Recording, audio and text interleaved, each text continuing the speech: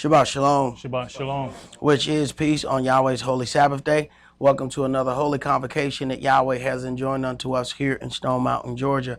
We apologize for the delay. We are getting started a little bit behind schedule, but praise Yahweh. It's been a very, very busy week, but we are blessed to be able to keep a holy convocation unto Yahweh, that which he has given for us, because the adversary, the devil, has gone through great lengths to try to make sure that we don't have this information. And part of that deception is misinformation. I always refer back to what happened at Yeshua's baptism.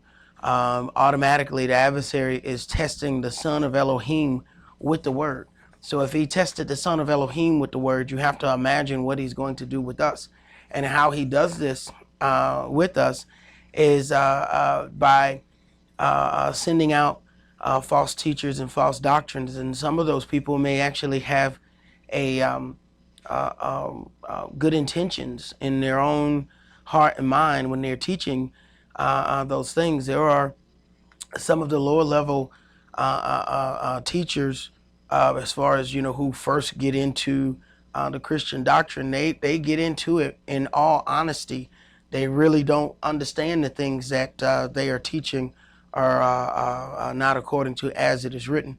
But as they move up and begin to teach more and more, they come across those things, and then they find themselves in a little bit of a quandary, because at this point they've already been established. They have gained certain things. They have certain monetary status, and the question is then laid upon them: are you going to throw away this monetary status for the truth?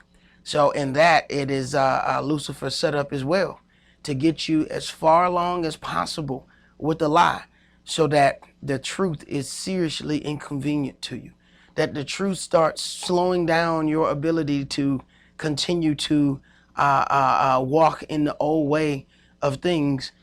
So this is part of the adversary's plight, his plan against us. Understanding what happened at in the garden, from the moment there was this big deception that happened, and man and his woman went with it, automatically there had to be another plan to redeem man. Here's the problem: the adversary knows that plan. So what does he do? He starts with his stuff first. He starts with all of the false gods, setting up Ishtar, Semiramis, all of these things, doing the death and the resurrection. It's no different than what's written in the book. What goes in the book, and what I have to remind people, is that evil got set up first. All right? There was Cain and Abel. Abel was killed. Who was allowed to keep going? Cain was allowed to set up families, generations and generations and generations, before another righteous seed was put in Abel's place. Enoch, from the descendant of Cain, he had a city named after him. Afterward, then you find a replacement seed for the one who was slain. So evil always had a head start. So if you're not careful, you'll let people say, well, see, this whole thing about the resurrection, that comes from such and such. Well, it comes from the adversary, the devil. He already knew the plan, so he gave you a false one first. Same thing he did before you got here. He made your heart feel good and warm about something else first.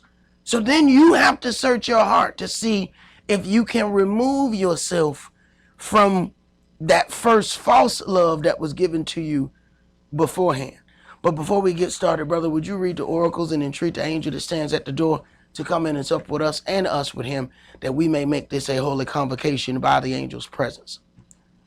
1 Peter chapter 4, verses 7 through 11. But the end of all things is at hand. Be you therefore sober, and watch unto prayer. And above all things have fervent love among yourselves, for love shall cover the multitude of sins. Use hospitality one to another without grudging. As every man has received a gift, even so minister the same one to another as good stewards of the manifold grace of Elohim. If any man speak, let him speak as the oracles of Elohim. If any man minister, let him do it as of the ability which Elohim gives, that Elohim in all things may be glorified through Yahshua the Mashiach, to whom be praise and dominion forever and ever. Amen. Ephesians chapter 4, verses 29 through chapter 5 and verse 4. Let no corrupt communication proceed out of your mouth, but that which is good to the use of edifying, that it may minister grace unto the hearers. And grieve not the Holy Spirit of Elohim, whereby you are sealed until the day of redemption. Let all bitterness and wrath and anger and clamor and evil speaking be put away from you with all malice. And be you kind one to another, tender-hearted, forgiving one another, even as Elohim for Yahshua's sake has forgiven you. Be you therefore followers of Elohim, as dear children, and walk in love, as the Mashiach also have loved us, and has given himself for us an offering and sacrifice to Elohim for a sweet-smelling savor. But fornication, and all uncleanness or covetousness, let it not be once named among you as becomes saints. Neither filthiness, nor foolish talking, nor jesting, which are not convenient, but rather given of thanks. Ecclesiastes chapter 5, verses 1 and 2. Keep your foot when you go to the house of Elohim, and be more ready to hear than to give the sacrifice of fools, for they consider not that they do evil. Be not rash with your mouth, and let not your heart be hasty to utter anything before Elohim. For Elohim is in heaven, and you upon earth. Therefore let your words be few. Exodus chapter 23, verses 20 and 21. Behold, I send an angel before you, to keep you in the way, and to bring you into the place which I have prepared. Beware of him, and obey his voice. Provoke him not, for he will not pardon your transgressions, for my name is in him. Revelations chapter 3, verses 20 through 22. Behold, I stand at the door and knock. If any man hear my voice and open the door, I will come into him and will sup with him, and he with me.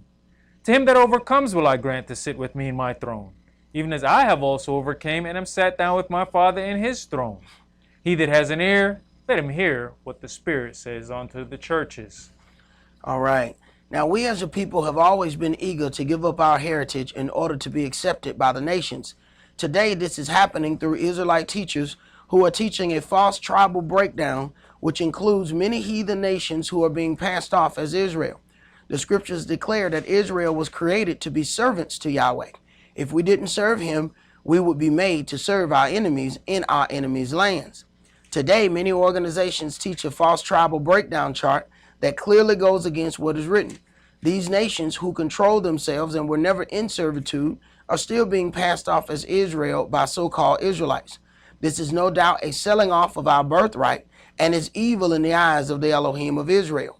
This false tribal breakdown chart is also used as an excuse for Israelite men to marry strange flesh by passing them off as being Israel. We're going to begin today's sermon in Genesis chapter 25. Genesis chapter 25, and we're going to read verses 29 through 34. Genesis chapter 25 and verses 29 through 34. And today's sermon is entitled The Birthright and the False 12 Tribes Chart. The Birthright and the False 12 Tribes Chart. See, one thing Yahweh had set forth was that you shall make no covenant with these other nations, especially the nations who are already there, because Yahweh knew that they would turn Israel's heart against him. When it came down to another nation deciding that they wanted to keep the Passover and do those things, it said, let all his males be circumcised. So it was never a situation where people who were not of natural Israel were not allowed to be a part of his family. That was never the case. That was never the case in the beginning, and it's not the case now. But by passing these other nations off as being Israel, people are believing that it gives them the right to do certain things, and it's so-called Israelites that are teaching this, but we'll find as we go through this that this is not an Israelite doctrine. This doctrine was already around way before any of those organizations were ever established. Genesis chapter 25, and let's start that at verse 29. And Yaakov sod pottage, and Esau came from the field, and he was faint. And Esau said to Yaakov, Feed me, I pray you, with that same red pottage, for I am faint. Therefore was his name called Edom. And Yaakov said, Sell me this day your birthright. And Esau said, Behold, I'm at the point to die, and what profit shall this birthright do to me? Everything is all about the timing of when that particular thing goes up for sale. The same house you live in now might be worth $150,000. Under the right circumstances, that house will go to being worth $50,000. It is in certain people's advantage to buy. This is getting rich is not this really difficult thing. We let people tell us that you got to go to school so you can get a good job. Let me tell you something about what getting rich is. Getting rich is buying low and selling high. There you go. There it is. How much that cost you? Y'all should pay me for that. Because people going to college, we're doing a whole lot. The richest people on the world, the Walton family, the Walmart people are the richest people in America. One of the richest families in the world. You know what they do? Buy low and sell high. We think we got to be a rocket scientist to do. Them little people who own them stores in your neighborhood who be saying, you buy, you go. Hey man, them people got $200,000-$300,000 houses in that little shack that they selling you annihilators out of. But you got a student loan, and them folk like the mafia coming after you for that student loan. Jimmy Two Shoes is showing up at your mama house. Hey, yo, you gotta talk about the loan. What is this? The president didn't pay his off until his second term was almost over. That lets you know how deep student loan is. Yet what you don't know is those people got $200,000 to $300,000 houses selling merchandise out of a shack this big. Go ahead. Verse 33. And Yaakov said, Swear to me this day. And he sware unto him. And he sold his birthright unto Yaakov. Right. Now, people swear, that he was cheated out of it. He sold it. He didn't understand what that meant. Go ahead.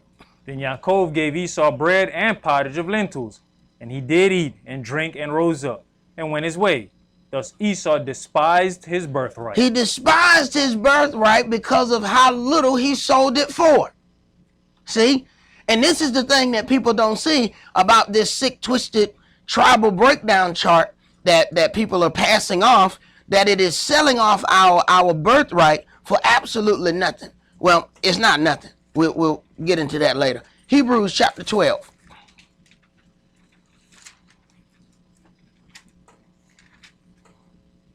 Hebrews chapter 12.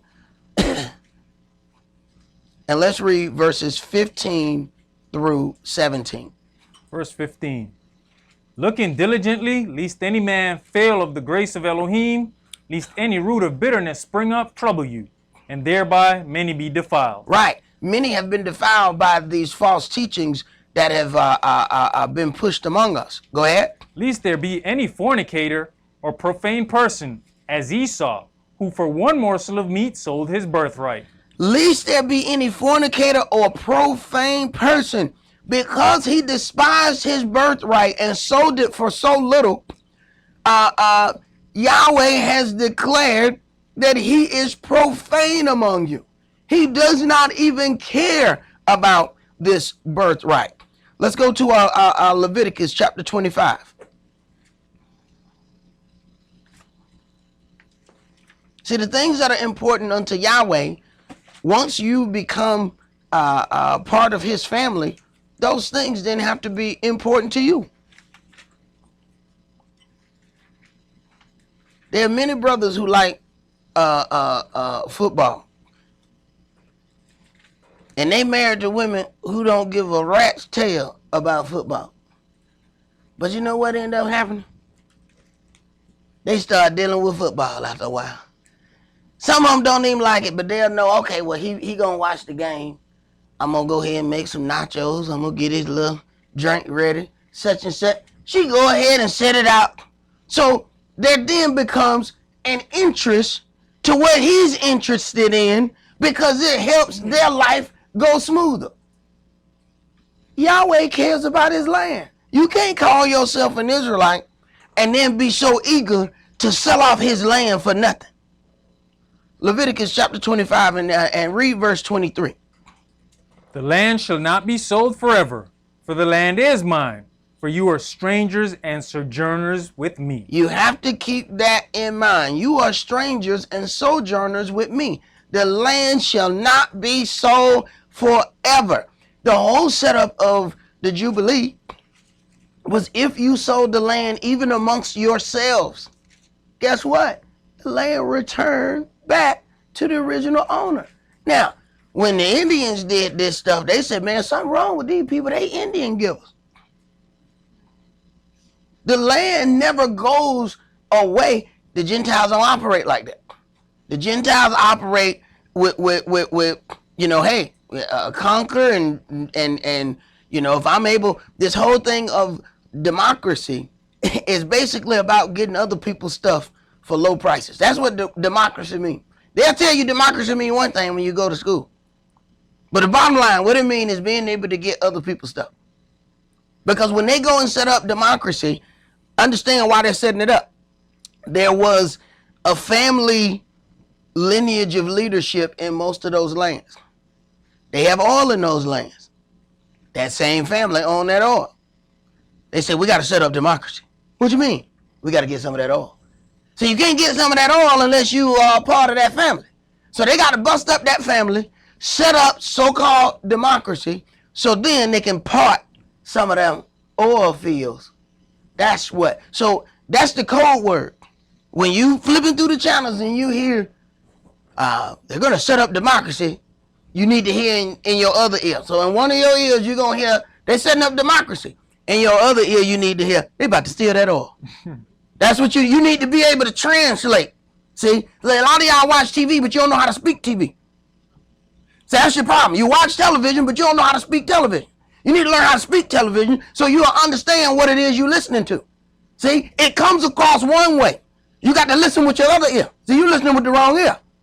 See, it comes off nice and sweet, but you need to understand what is actually being said with the other ear. Just like you've seen people smile at you while they're insulting you. You know that thing that they do at corporate America. Well, you learn how to listen with both ears. You know that the person's saying one thing, but you know that they were saying something else with that other ear, right? You have to do that same thing when you're watching television. The stuff that they say is not really what they mean. Let's go to Joshua chapter 11.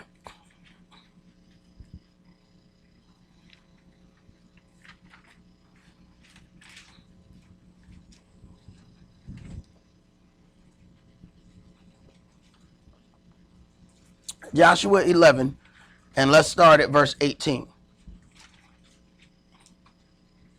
Joshua made war a long time with all those kings. There was not a city that made peace with the children of Israel, save the Hivites, the inhabitants of Gibeon. All other they took in battle. Now do understand that the people who came and said that we be from a far country, blah, blah, blah, blah, blah, they entered into a covenant with Israel. But the bottom line is they ended up, lying, but we had already entered into a covenant with them. And within their lie, they said, we be your servants. So they were forever made to be servants of Israel.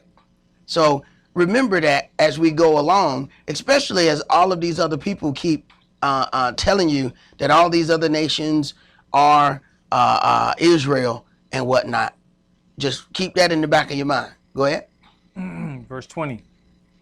For it was of Yahweh to harden their hearts, that they should come against Israel in battle, that he might destroy them utterly, and that they might have no favor, but that he might destroy them, as Yahweh commanded Moshe. And at that time came Yahshua and cut off the Anakims from the mountains, from Hebron, from Deber, from Anadab, and from all the mountains of Judea, and from all the mountains of Israel. Yahshua destroyed them utterly with their cities. You have to pay attention because Yahweh does the same things over and over. He said Yahweh hardened their heart so they would come against Israel so that Israel would destroy them utterly. A lot of people come against you and it's not their own decision. Yahweh making sure that they have that type of heart toward you so that you can utter righteous judgment against them. Go ahead.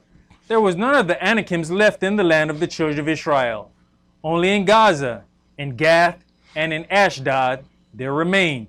So Yahshua took the whole land, according to all that Yahweh said unto Moshe, and Yahshua gave it for an inheritance unto Israel according to their divisions by their tribes. And the land rested from war. Yahshua gave it for an inheritance unto Israel according to the divisions by their tribes. So understand, if the division of the land is set forth by tribes, you have to see this utterly wicked tribal breakdown chart. And I know a lot of y'all have seen it on the internet. I want to apologize for y'all who are here. We're trying something new, which did take up a little bit more time. But the people who are on the internet are seeing a couple of graphics, and a couple of those graphics are explaining some of the things that we're seeing, especially these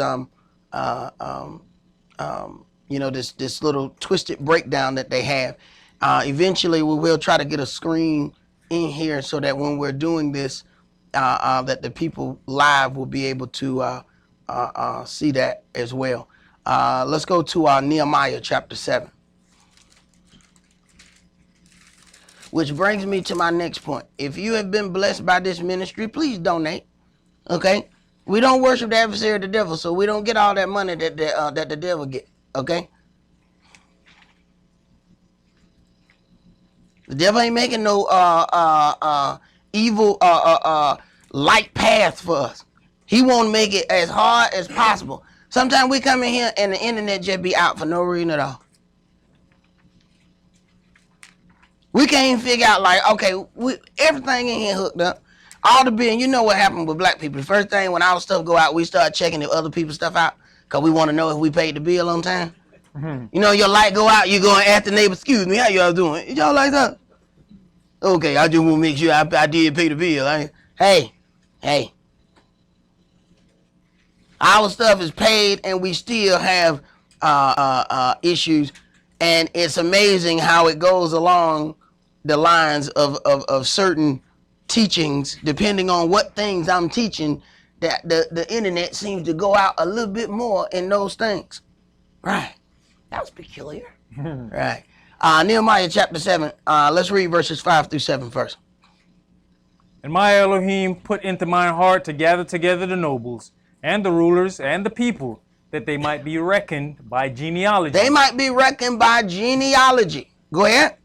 And I found a register of the genealogy of them which came up at the first, and found written therein. All right, so now there's a written record, and they're going by the written record following this genealogy. Go ahead. These are the children of the province that went up out of the captivity of those that had been carried away, whom Nebuchadnezzar, the king of Babylon, had carried away, and came again to Jerusalem and to Judea, everyone unto his city, who came with Zerubbabel, Yeshua, Nehemiah, Azariah, Ramiah, Nehemiah, Mordecai. Now, some of those organizations teach that Yah is pagan, and they don't hear all the Yah in the endings of these names, especially because the heathen did IAH at the end instead of YAH. So they don't hear that they're saying Yah constantly. They don't hear Nehemiah, Azariah, Rehemiah. They don't hear that. Or at least they pretend like they don't hear. Go ahead. Bilshan, Mispereth, Bigvai, Nehum, Bana, The number, I say, of the men of the people of Israel was this. All right, jump to verse 63.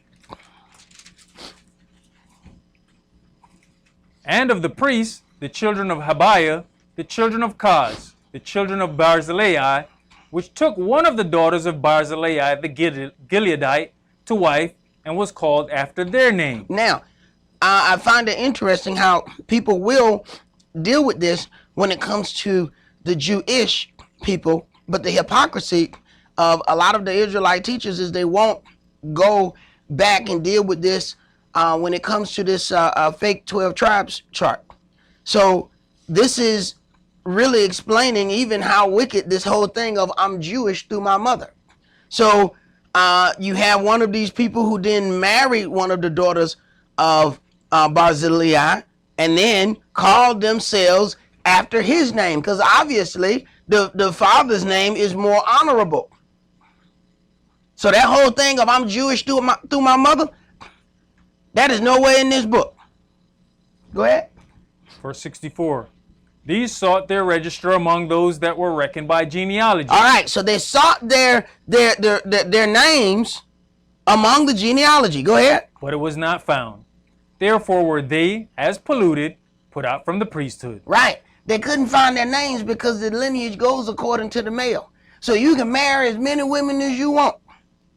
If that man is not among the register of the genealogy, that's why you read in the beginning, such and such begat such and such. That's why people think it ain't no women in the Bible. They be like, how these man, one but two dudes, man, how they end up with all these people? No, man. When the genealogy goes, they just don't mention the females. There's many females in that. Begat is son of. Okay? So that's how you look at begat. This one, son of. This one, son of. So that's how the lineage flows. So when you go through this genealogy, you're going to then find these sons. When they couldn't find their name on the register, they were not allowed to participate in the priesthood. So you keep that in mind, and then you consider some of the very false information that's been given to us. Let's go to Genesis chapter 49.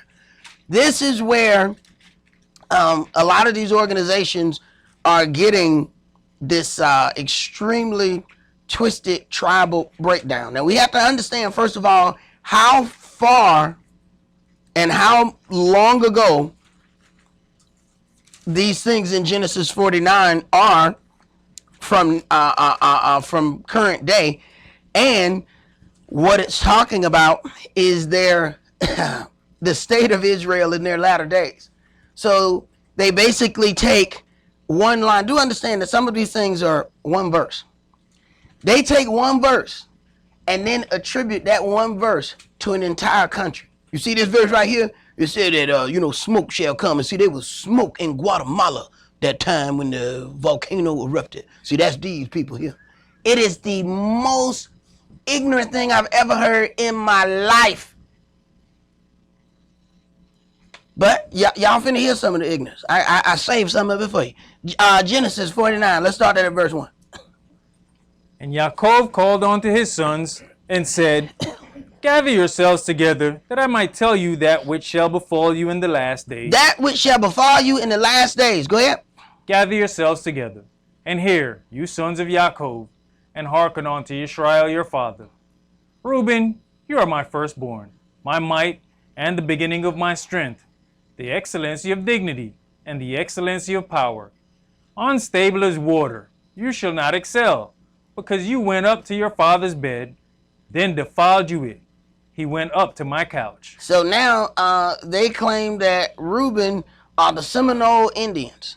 And one of them even, in one of their teachings, now all of the groups don't agree to every tribe, but the whole basic set of the little tribal breakdown is really the same, pretty much, like 90% of it, because most of those people came from the same organization. And that was that erroneous thing that was taught in that organization. And then as they split, they took all that erroneous stuff with them. So now you got 20 to 30 different groups that are walking around with the same erroneous thing because the place where they started had that erroneous setup, and they kept it. Go ahead. Verse 5. Simeon and Levi, our brethren, instruments of cruelty are they in their habitations. O my soul, come not you into their secret, onto their assembly, mine honor. Be not you united, for in their anger they slew a man, and in their self-will they dig down a wall. Right, now understand that Simeon and Levi, did those things together. So of course, when they find, Simeon and Levi, they got to find somebody beside each other, right? So they said that the Simeon is Dominicans and Levi is Haiti. They just grabbing this stuff out of nowhere. Now they'll go through all of these things to try to explain to you how the Native Americans got from Israel to here, and then they even mention the Aborigines and whatnot, but they don't mention how any of those people got there. But they believe that they can prove how they got there. But we're gonna get there to a second and why that means absolutely nothing. Go ahead. And even with the splitting, Simeon and Levi didn't stay together. So they end up in the landmass of Dominican Republic and Haiti together. Right. He said that they so dangerous together that they shouldn't be together. Yet they put them right beside each other. In the end, Levi was part of Judah, right? Man, bro, it's Benjamin, Yehuda, and Levi, right? Mm-hmm. But So they side by side. when they scattered, they found Simeon and Levi found each other. But see, this is my thing. All these people then, we got, rounded up as slaves, and you think the white people are separating us by tribe break. Who tribe break down you? What your tribe is? What your tribe? You get on that boat, brother. You get on Judah boat. Man, them folk didn't care, man. They was about making money. They wasn't breaking us down by no tribal breakdown. This is a figment of somebody's twisted imagination. Go ahead. Verse 7. Cursed be their anger, for it was fierce, and their wrath, for it was cruel. I will divide them in Yaakov. There you go, bro. You just got it right there. I will divide them in Yaakov and scatter them in Israel.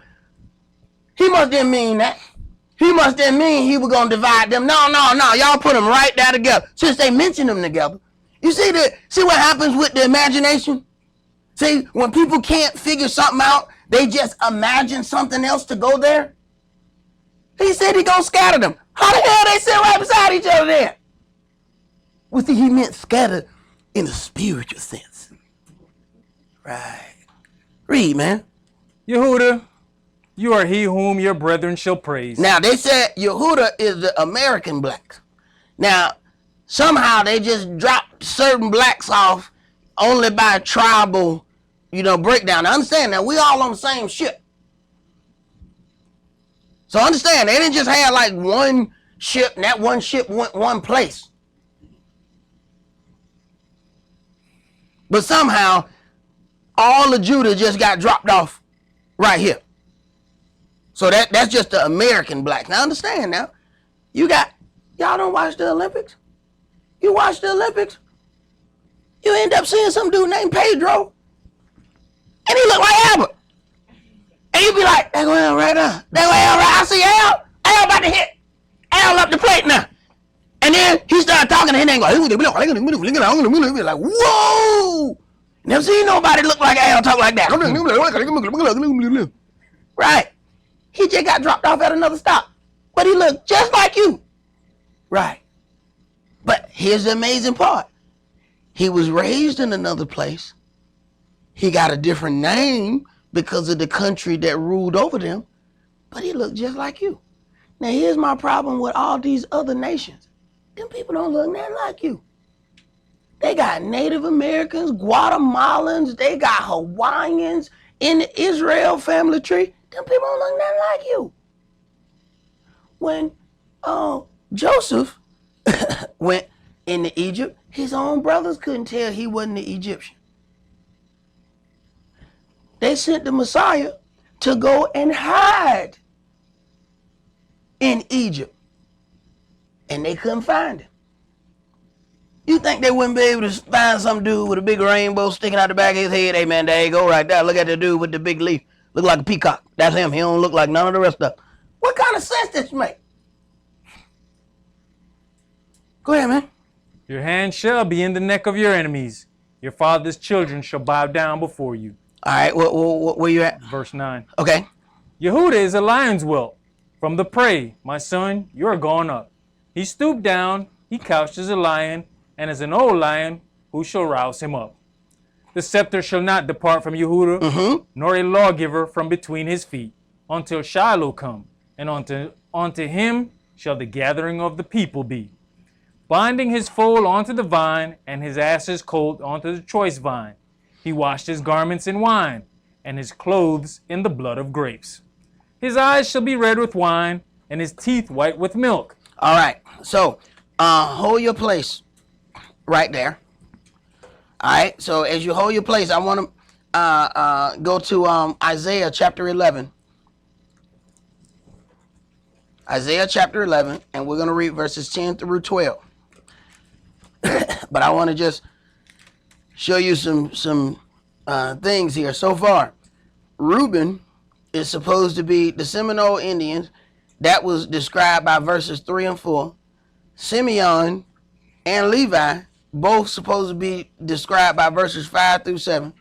And now we got verses 8 through 12 for Judah. And they said that that's the American black. So those who have are able to look at the graphics that we flash back and forth while we're reading, the graphic should show, and then when we come back to commentary, brother, just come off of that graphic if you are able to do that. So let's go to Isaiah chapter 11, and then let's read verses 10 through 12. Verse 10. And in that day there shall be a root of Jesse, which shall stand for an ensign of the people. To it shall the Gentiles seek, and his rest shall be glorious. This is how the kingdom shall be set up. This is a future kingdom. All right? The root of Jesse is Yahshua. Understand that now. All right? So this future. Go ahead. And it shall come to pass in that day that the Adonai shall set his hand again the second time to recover the remnant of his people. Now, the remnant of his people. He's going to go and get these people. Go ahead. Which shall be left from Assyria. Okay, why they not in the 12 tribes chart? Keep going. And from Egypt. Okay, where they at in the 12 tribes chart? Okay, keep going. And from Pathros. Okay. And from Cush. This is Ethiopians. They don't have Ethiopians nowhere in their 12 tribe chart. Because it's Israelite remnants stuck in these lands. See? So the whole thing of appointing an entire land as being a tribe is asinine. Everybody in Ethiopia is not going to be. What did he say? He just said, the remnant of my people who are among these people. Not the whole land. Why he just gonna go over and get all Ethiopia? No, he's gonna get the children of Israel that's stuck in Ethiopia. Go ahead. And from Elam, and from Shinar, which is Babel, and from Hamath, and from the islands of the sea. And from the islands of the sea. Keep reading. And he shall set up an ensign for the nations, and shall assemble the outcast of Israel. All right, they're going to assemble the outcasts of Israel. Keep going. And gather together the dispersed of Yehuda. Who? The dispersed of Yehuda. From the four corners of the earth. Wait a minute. They said Judah was just the American blacks. This said he was going to come get Yehuda from the four corners of the earth. Somebody lying. How all Yehuda going to be in one place? He said, I'm going to go get the dispersed of Yehuda from the four corners of the earth. Their tribal chart says American blacks are Yehuda. So they've completely discounted our people who've been spread out in Europe.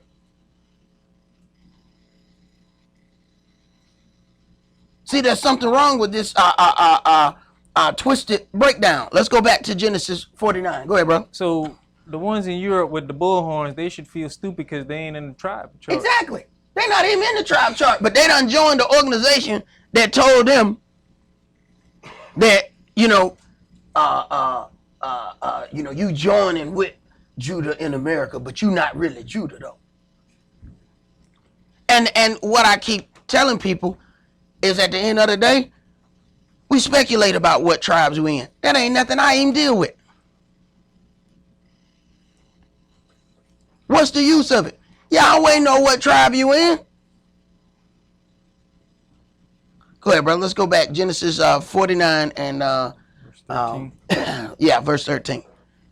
Zebulun shall dwell at the haven of the sea, and he shall be for an haven of ships, and his border shall be unto Zidon. Now you see, because see, brother, what it says here is he shall be a haven of ships. See, so that's Guatemala to Panama. That's what they say. So we got one verse, verse 13. They just use that one verse to describe a whole group of people. But I'm telling you what it's doing now. In their mind now, Israel is mixed with all these different things. That's giving these brothers the opportunity in their own mind to date all these strange women. See, they Israelite. So, because now the brother look down upon one brother who might be married to a Gentile. And they'll look at that brother funny. But then, you know, they can bring them some tacos and burritos to the party and say, well, hey, I ain't married to no white person. It don't matter, they in Israel. You ever see my taco got together with my burrito and then we produced this guacamole? Yeah, you can believe that if you want to. You have spread out Israel. You can keep playing them games and see what Yahweh do to you. See, that's what this fake chart is about. For them to be able to feed the lust of their flesh and believe that they're doing right. Go ahead. Verse 14. Genesis chapter 49 and verse 14. Issachar is a strong ass couching down between two burdens. And he saw that the rest was good, and the land that it was pleasant, and bowed his shoulder to bear. Now, they claim that's the Mexicans.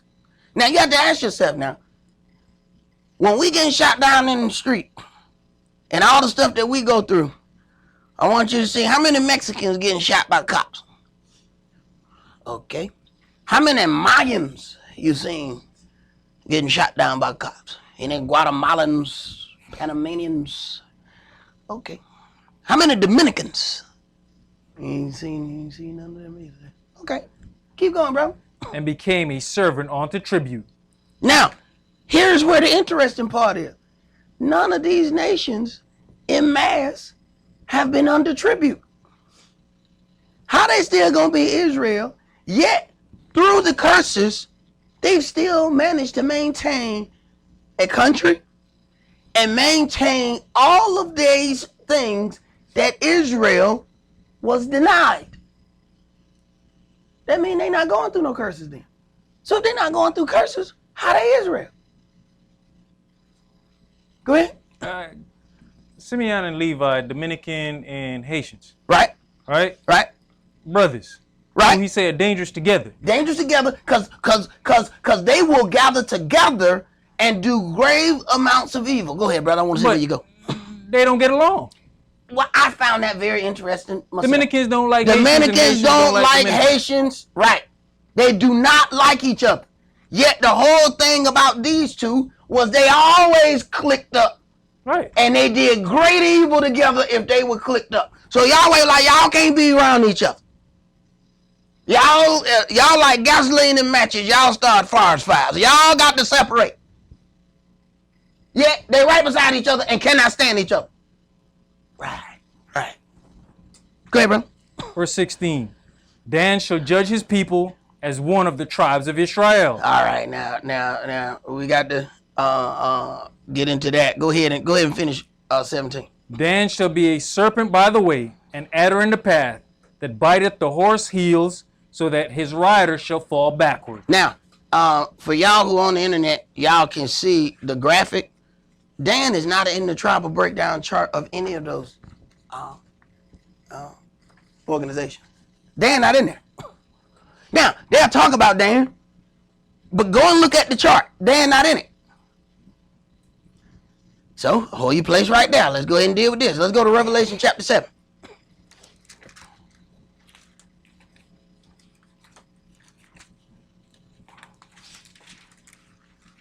Revelation chapter 7, and let's read verses 1 through 8.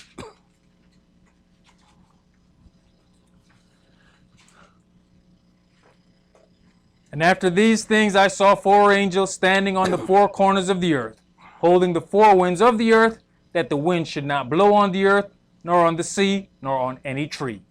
And I saw another angel ascending from the east, having the seal of the living Elohim. And he cried with a loud voice to the 4 angels to whom it was given to hurt the earth and the sea, saying, Hurt not the earth, neither the sea, nor the trees, till we have sealed the servants of our Elohim in their foreheads. And I heard the number of them which were sealed. And there were sealed 144,000 of all the tribes of the children of Israel. Right. So now it's what you don't hear here is how it is believed that Dan was set apart. Remember now, when the tribe of Benjamin ended up raping the concubine to death, and they almost was about to they ended up having the war against Benjamin. They almost killed off the tribe of Benjamin, and Yahweh, they had to stop, because he said, I cannot cut off the whole tribe. Keep in mind, even in the most grave, sick, and twisted, and demented act, Yahweh could not kill off a whole tribe. Keep that in mind. Go ahead. Of the tribe of Yehudah were sealed 12,000. Of the tribe of Reuben were sealed 12,000. Of the tribe of Gad were sealed 12,000.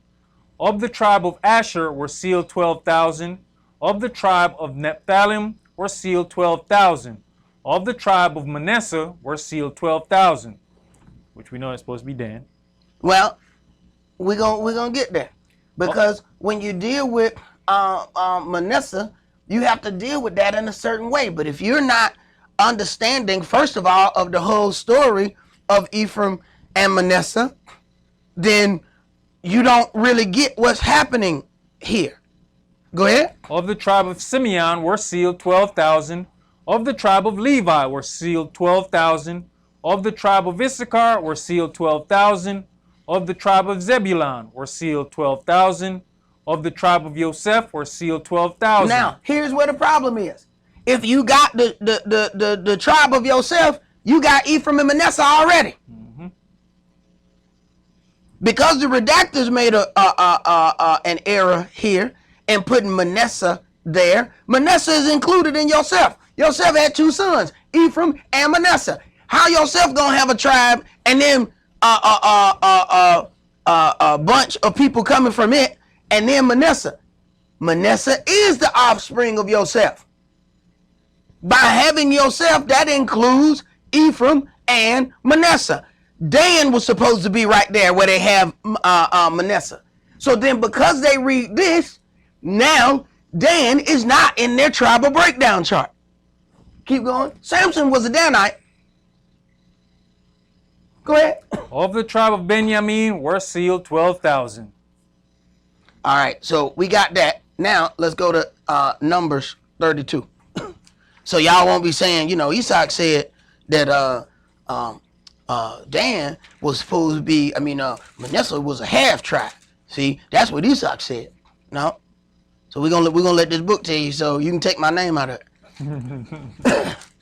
I don't want y'all to be going somewhere like like you be hearing them people, well, you know, my pastor said. Well, I want you to say, well, Isaac read to us from the Bible where it said.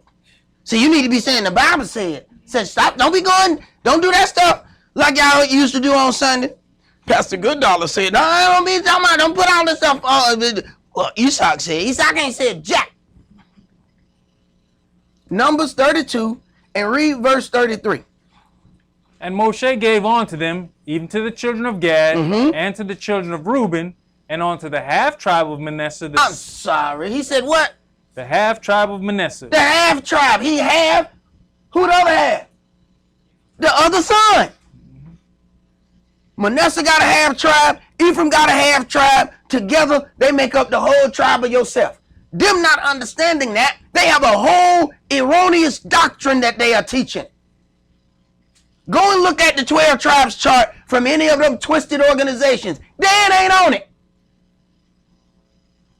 Now, Yahweh went through great lengths not to kill off Benjamin when he did evil. all of a sudden, Dan done got erased.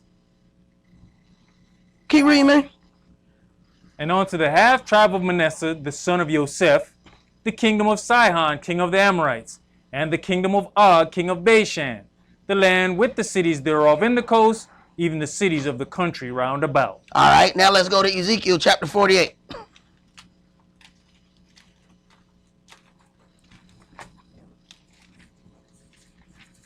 See, just because somebody sound intelligent when they saying something, don't mean they know what the hell they talking about.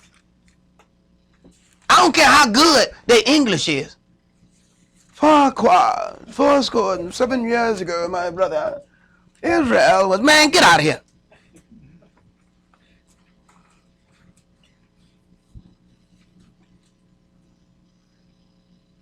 Ezekiel 48, and let's start this at verse 1. Now these are the names of the tribes, from the north end to the coast of the way of Hethlon. Now, this is division of the land. Do understand, this is a future land division. All right? This is after righteousness has been set up. Okay? Go ahead. As one goes to Hamath, Hazar Enan, the border of Damascus northward, This is funny. Go ahead.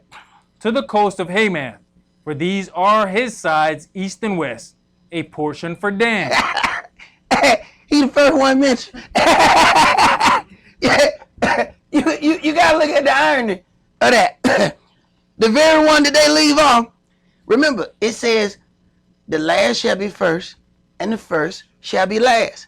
The one who was last to get his land is the first one at the whole top of the landmass. He the first one mentioned. They done cut Dan all the way out. The future kingdom start with Dan.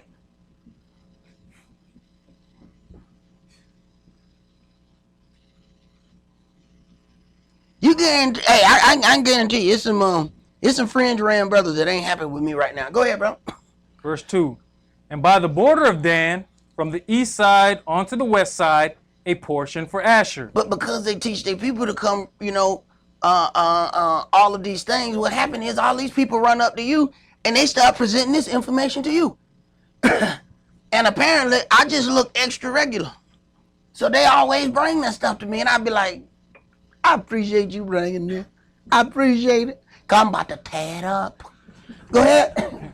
And by the border of Asher, from the east side even onto the west side, a portion for Naphtali. And by the border of Naphtali, from the east side onto the west side, a portion for Manasseh. And by the border of Manasseh, from the east side onto the west side, a portion for Ephraim. And by the border of Ephraim, from the east side even onto the west side, a portion for Reuben. And by the border of Reuben, from the east side onto the west side, a portion for Judea. And by the border of Yehuda, from the east side onto the west side, shall be the offering which you shall offer of 25,000 reeds in breadth, and in length as one of the other parts, from the east side onto the west side, and the sanctuary shall be in the midst of it. The oblation that you shall offer unto Yahweh shall be of 25,000 in length, and of 10,000 in breadth. And for them, even for the priests, shall be this holy oblation, toward the north 25,000 in length, and toward the west 10,000 in breadth, and toward the east 10,000 in breadth, and toward the south 25,000 in length. And the sanctuary of Yahweh shall be in the midst thereof. It shall be for the priests that are sanctified of the sons of Zadok, which have kept my charge, which went not astray when the children of Israel went astray, as the Levites went astray. And this oblation of the land that is offered shall be unto them a thing most holy by the border of the Levites. And over against the border of the priests, the Levites, shall have 25,000 in length, and 10,000 in breadth. All the length shall be 25,000, and the breadth 10,000. And they shall not sell of it, neither exchange, nor alienate the first fruits of the land, for it is holy unto Yahweh.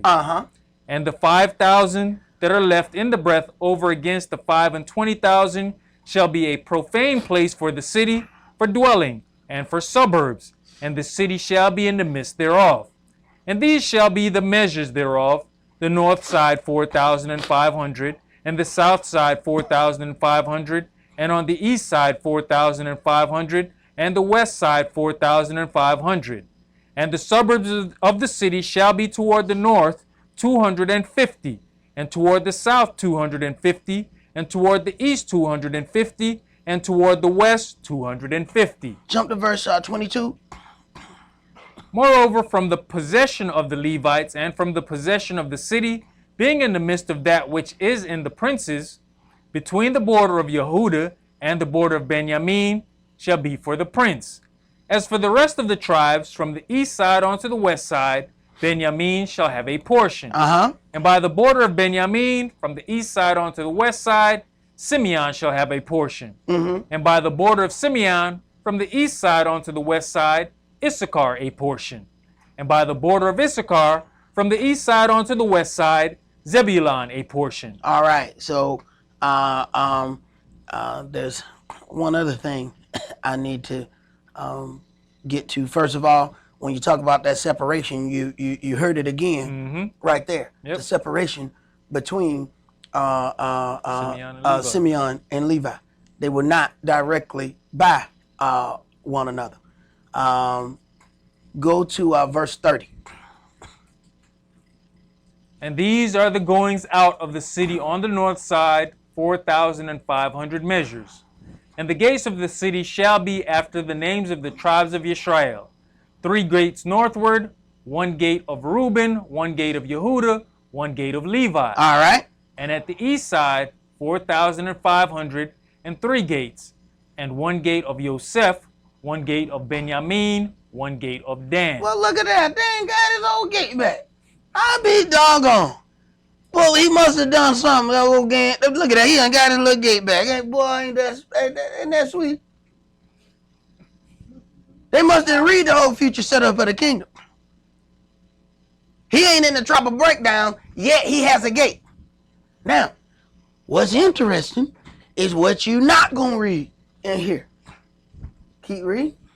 And at the south side, 4,500 measures and 3 gates, 1 gate of Simeon, 1 gate of Issachar, 1 gate of Zebulun. At the west side, 4,500 with 3 gates, 1 gate of Gad, 1 gate of Asher, 1 gate of Naphtali. It was round about 18,000 measures, and the name of the city from that day shall be called Yahweh is there. Now, verse 32, and on the east side, 4,503 gates. 1 of Yosef, 1 of Benjamin, 1 of Dan. You notice you didn't find a gate of Ephraim or Manasseh? Because they're included in Yosef.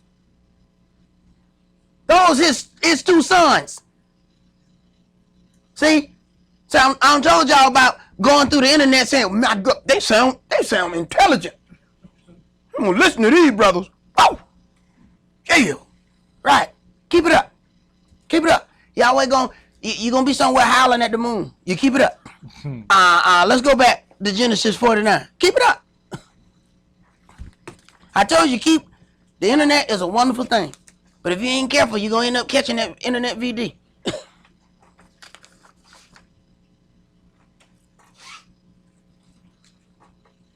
And I think we was at verse 19.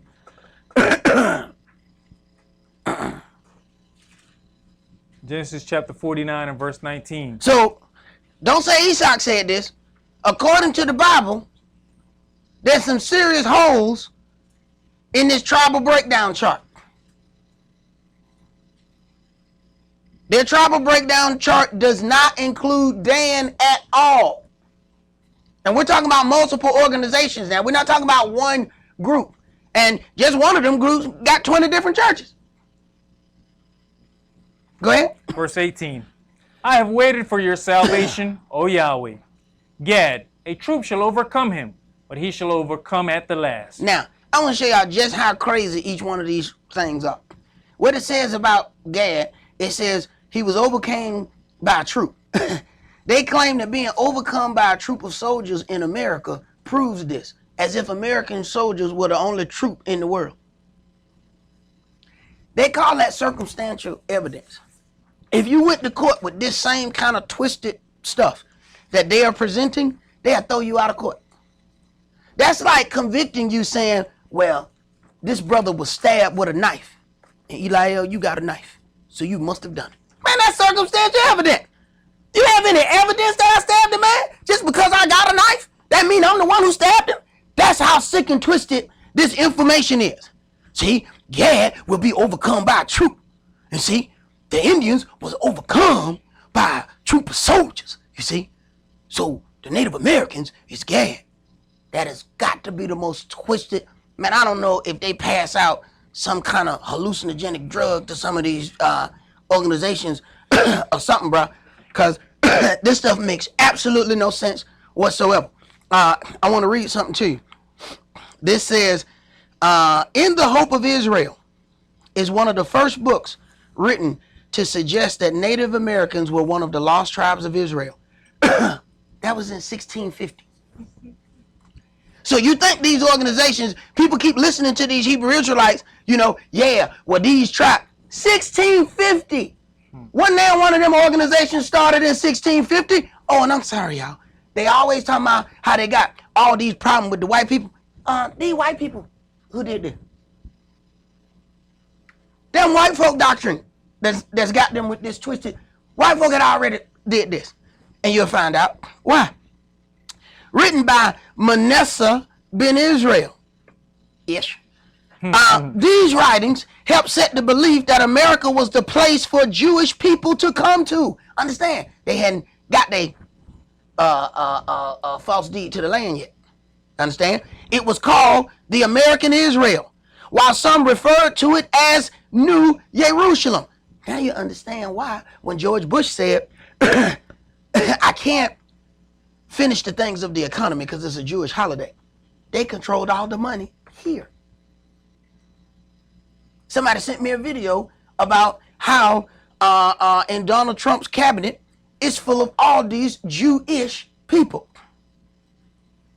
See, so people don't understand what's going on. In 1799, Abdiel Tabit told his congregation in Massachusetts that America was the most parallel nation to ancient Israel, giving rise to America being the promised land.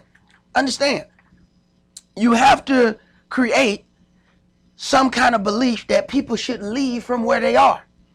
Now, all of these lost tribe stories help push migration to this new area.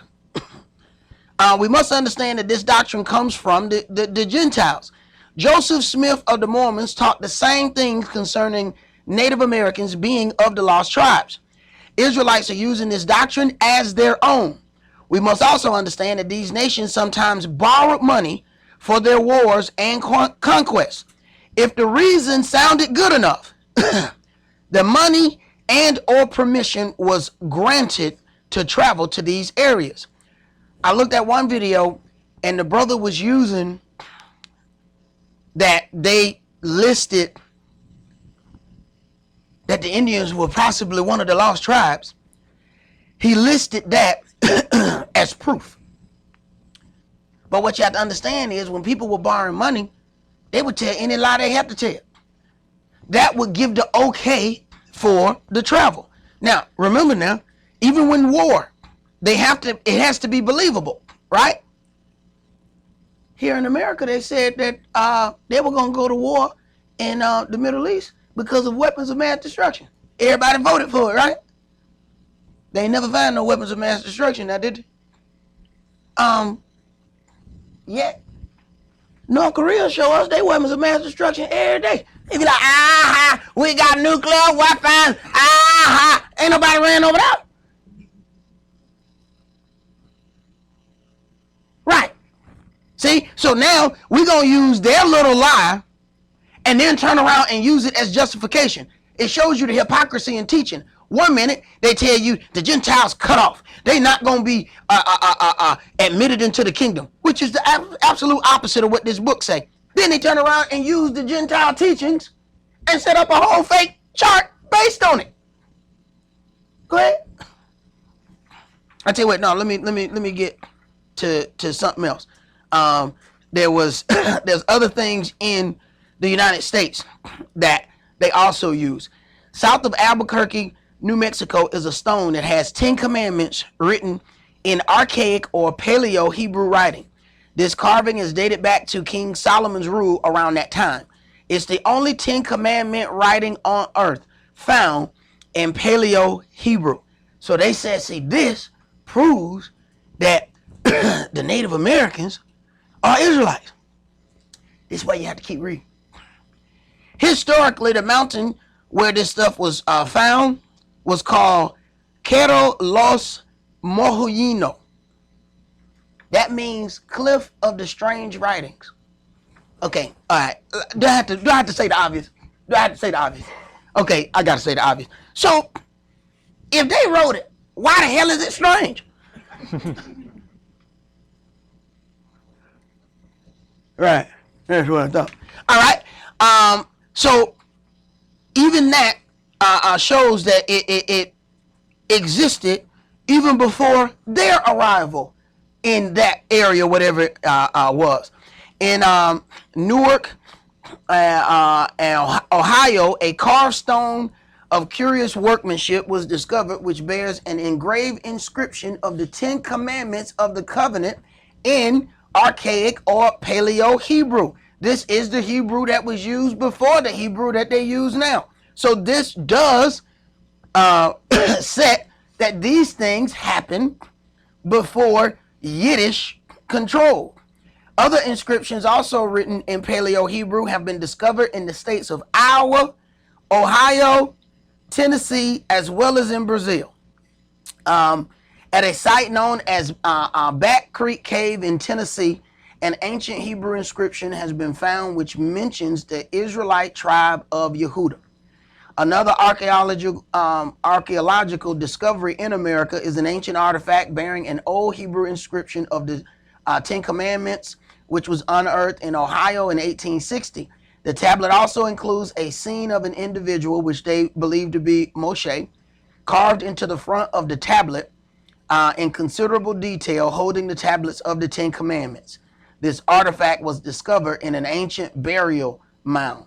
So they use all of these things to say this is most definitely the only way it could have got here was by these Native Americans. All right, let's go to 1 Kings chapter 9.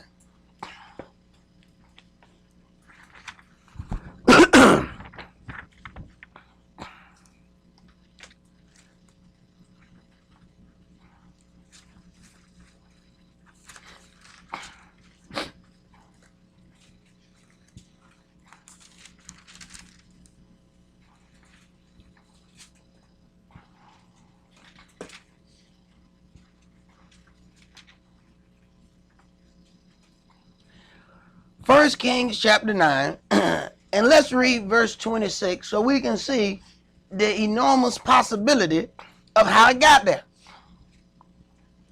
And King Shlomo made a navy of ships in Ezion Geber. Okay, he had a navy of ships. Understand, they always travel the earth. When you get to the point of how the temple was built, remember, all of the materials didn't come from Israel. They were shipping those things in. So remember, we read one part where it say the writings dated back to when? Shlomo's time. The time of Solomon's reign. Hello, there's a navy in Israel in Solomon's time. See, they hope you don't do no reading. That's the only way that all this stuff can be passed off the way that it is. That means you just got to sit back and accept whatever somebody tell you. But whenever somebody's giving you all this circumstantial evidence, you need to go back and say, man, you gotta show me more than that. Imagine if somebody was convicting you based on this circumstantial evidence. You would feel like it was an unfair trial. Well, you should feel like this is an unfair teaching for somebody to start teaching you this stuff without any proof whatsoever. All right, let's go back to Genesis. Back to Genesis 49.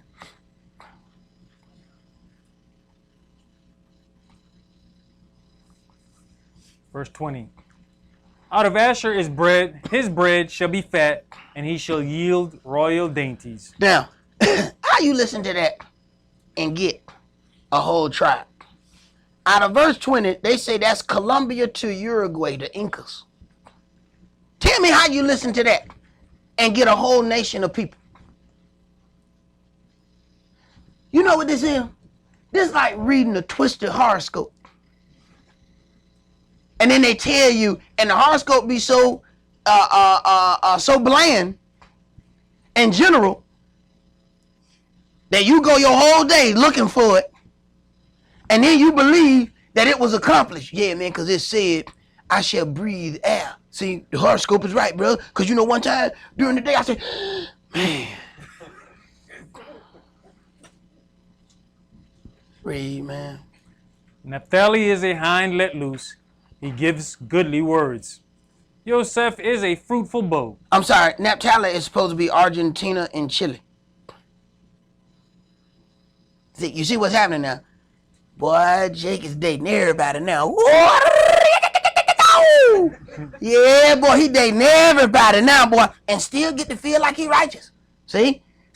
Now he got all kind of meals now, boy.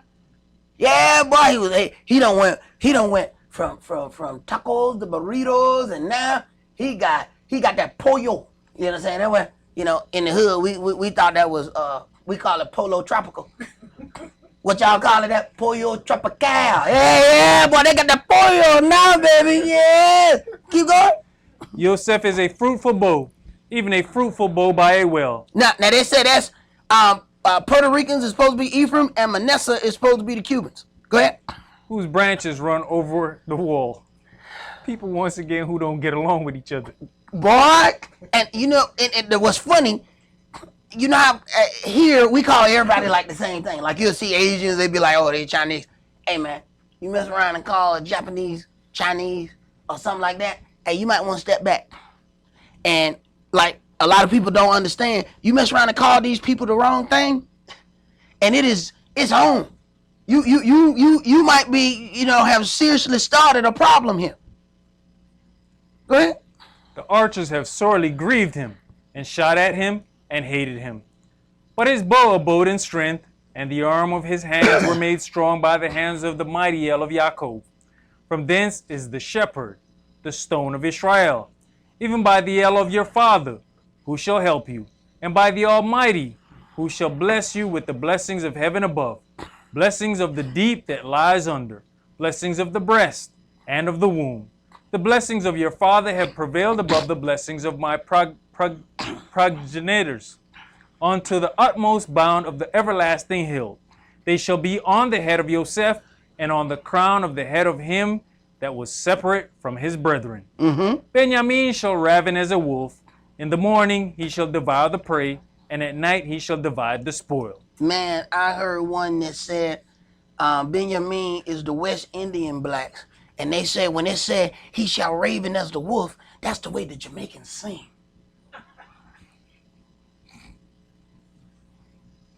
Man, this is just a really sad time in that, you know, we would do something like that. And people be looking at it like, oh my goodness, that's so deep. And we'll have 50,000 views on it. 50,000 confused individuals. Let's go to Numbers chapter 27. This is really sad, y'all.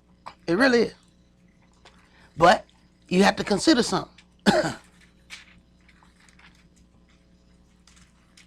How eager were we when we saw people fake passing out, fake dancing? We thought the Spirit had his own soundtrack. Oh, there go the Spirit music. We actually thought the Spirit had a soundtrack. Where in this book did the Spirit ever have a soundtrack? But the Spirit somehow didn't show up until the Spirit music came on. Here comes the Spirit. It's like, if you don't play the music, the Spirit didn't show up. So don't say nothing to these people. You know, don't look down upon these people because they believe that. 9 times out of 10, the adversary got to them first with this teaching. That's what he got. He just got to you first with a different one.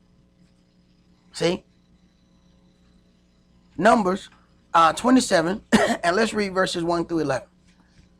Then came the daughters of Zelophehad, the son of Hepher, the son of Gilead, the son of Micah, the son of Manasseh, of the families of Manasseh, the son of Joseph. Uh-huh. And these are the names of his daughters: Mahalah, Noah, and Hagla, and Milcah, and Tirzah. Right. And as you deal with Manasseh, it automatically says of the son of Joseph. Go ahead.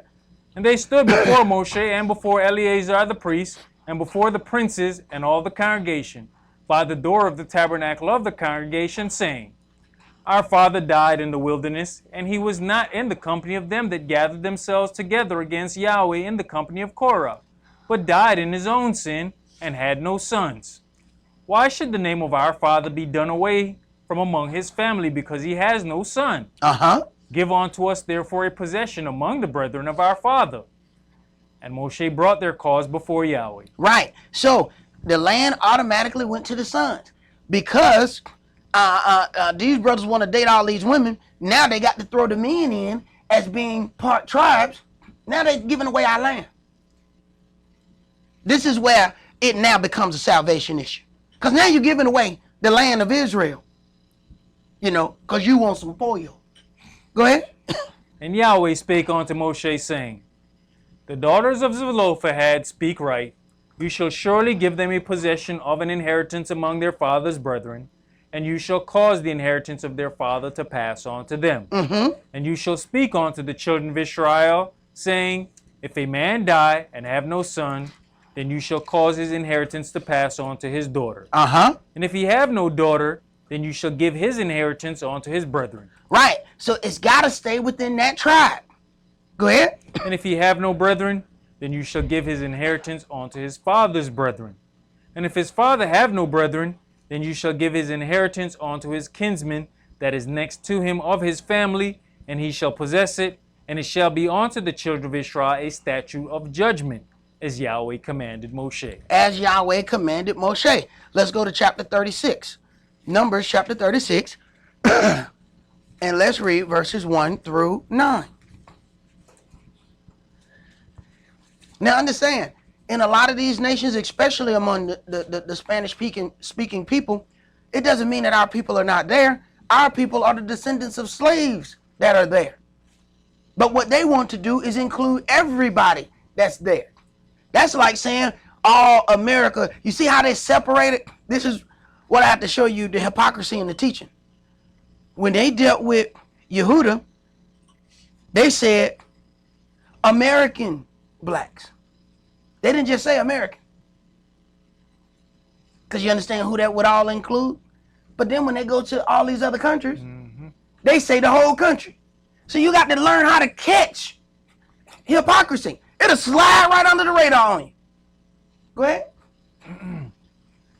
Numbers chapter 36 and verse 1. And the chief fathers of the families of the children of Gilead, the son of Machir, the son of Manasseh, of the families of the sons of Joseph, came near, and spake before Moshe and before the princes, the chief fathers of the children of Israel. And they said, Yahweh commanded my A.M.E to give the land for an inheritance by lot to the children of Israel. And my master was commanded by Yahweh to give the inheritance of Zelophehad, our brother, unto his daughters. Uh-huh. And if they be married to any of the sons of the other tribes of the children of Israel, then shall their inheritance be taken from the inheritance of our fathers, and shall be put to the inheritance of the tribe whereunto they are received. Right.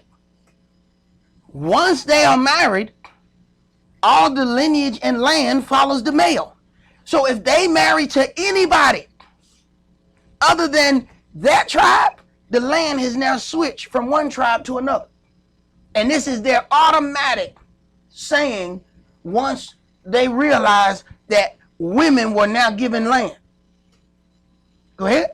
So shall it be taken from the lot of our inheritance. Because it'll no longer be in that tribe. Go ahead. And when the jubilee of the children of Israel shall be, then shall their inheritance be put onto the inheritance of the tribe whereunto they are received. Right. At the jubilee, all land is returned back to the people who had it originally, because that land was then transferred to whoever they married. Now there would be a forever land transfer. And they said, this can't be done. Now they're going to Moshe about this. So consider, this is even from within Israel. And if that is something that they are approaching Moshe about, consider people throwing all of these strange people into the tribal breakdown to take that inheritance. Go ahead. So shall their inheritance be taken away from the inheritance of the tribe of our fathers. And Moshe commanded the children of Israel according to the word of Yahweh, saying, the tribe of the sons of Joseph has said well. You see that? Go ahead. This is the thing which Yahweh does command concerning the daughters of Zelophehad, saying, let them marry to whom they think best. Only to the family of the tribe of their fathers shall they marry. Okay. They shall only marry from within their tribe. Now, it's finna go deeper than that. All right? So that's commanded of them. Go ahead. So shall not the inheritance of the children of Israel remove from tribe to tribe. For every one of the children of Israel shall keep himself to the inheritance of the tribe of his fathers. There you go. So it wasn't just the daughters of Zelophehad. Now, he goes, for every one of the children of Israel shall keep himself to the inheritance of the tribe of his fathers. Putting all these other tribes and all these nations in, these brothers believe that they can then marry all of these other women because they're so-called Israelites. But this automatically said, okay, if you think the Guatemalans are one tribe, guess what? You ain't from that tribe, so you still ain't supposed to marry. When you go into all of these places, and people have already told me about it quite some time before. You go into those organizations, and every last one of them brothers, a great deal of them brothers are married to women of different nationalities. And they okay it by that twisted tribal breakdown chart. Yet the book says you're supposed to only marry from within your tribe. So even with that twisted tribal breakdown chart, you still in error if you decide that, oh, the Hawaiians are this tribe, but I'm Yehuda, but then you marry one of them. You're still out of order. Go ahead. Verse 8.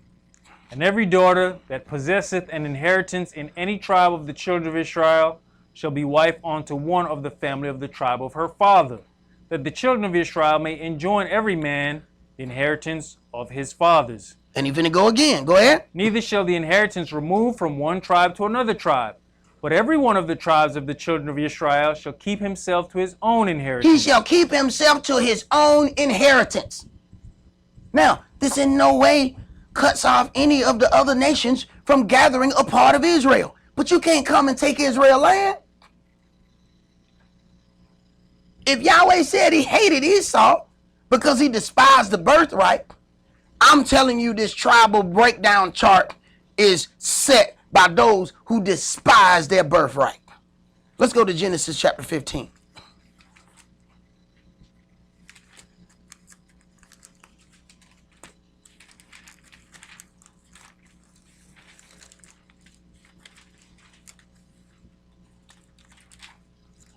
Genesis chapter 15, and let's read verses 13 through 14.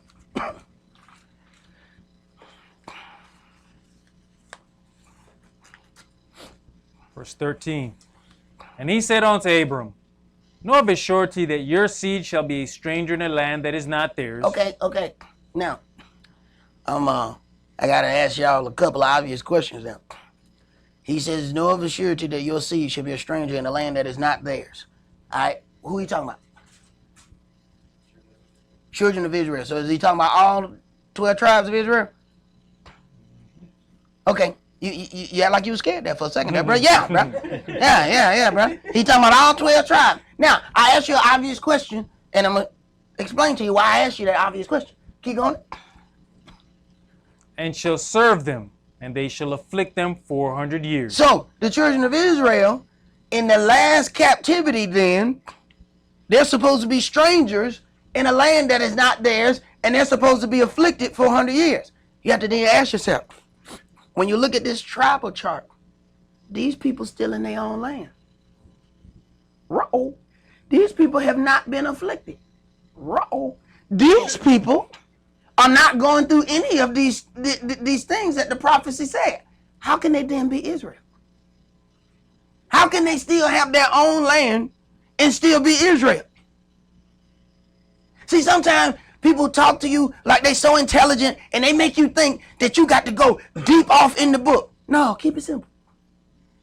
Because half the time the simplest stuff is the deepest. Go ahead. And also that nation whom they shall serve will I judge. Okay. How is judgment going to come for these other people? Like one of them said, what, the Hawaiians? How are they going to put judgment on Hawaii? Who's oppressing them? They got their own land. They land so nice, we want to visit it. How is that affliction? If Hawaii, let me tell you something. Magnum P.I., one of my favorite shows. You know what I'm talking about? It's got a beach and a Ferrari in it. You know what I'm talking about? There's absolutely nothing about that show that says, man, I want to go be afflicted. If that's affliction, sign me up, Jack. Sign me up for beach time affliction. This makes no sense. Did you finish that?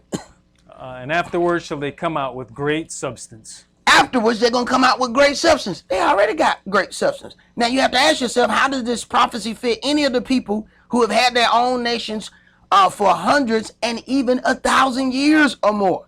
Now, let's go to Exodus chapter 3.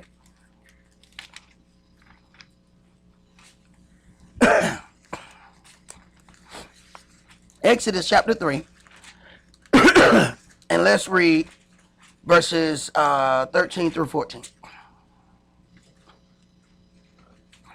And Moshe said unto Elohim, Behold, when I come unto the children of Israel and say unto them, The Elohim of your fathers have sent me unto you, and they shall say to me, What is his name? What shall I say unto them? Now, this is where this gets interesting, and it's still simple, but it does take a minute for you to put some things in order for you to understand this.